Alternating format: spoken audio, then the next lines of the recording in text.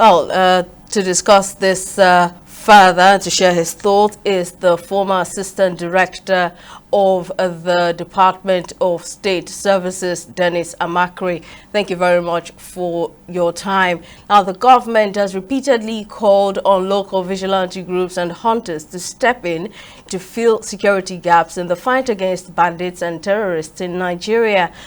But then how serious is this incident in highlighting the dangers of mob actions in the country? Okay, thank you for having me. Well, you see, this kind of situation was what we were worried against earlier, because when these vigilantes were formed, especially Amotekun, it was stated, in fact, many security experts were saying it, that it's good to form them to fill that gap between the police and the rural people. But they have to be under the supervision of a police authority, or an SCDC.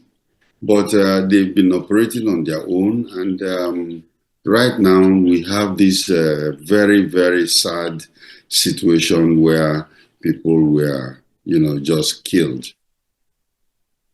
All right, now the government has called for an investigation, but what protective measures should be adopted and what steps can be taken to ensure improved working relations between the government and local security outfits to prevent further losses?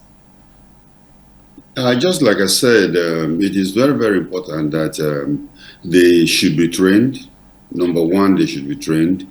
And after being trained, they should be under the guidance of either the police or an SCDC, and then be supervised so that they just don't go out on their own, especially when they are carrying guns.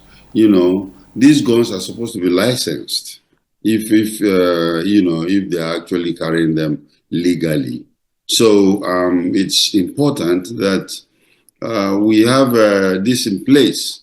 Otherwise, you have these guys running around on their own without reporting to anybody, setting up roadblocks, and then, of course, the next thing you see is that, this kind of things will happen. It's very, very important to also note that, yes, in their quest, they have caught people who are actually bandits. Okay, we cannot cancel that out. And then, of course, when they saw these particular people traveling with all kinds of ammunition and guns with them, I think basically they reacted. But if they were reporting to a particular formal security agency or law enforcement agency, this particular situation will not happen. At the Department of State Services, thank you very much, sir, for sharing your thoughts.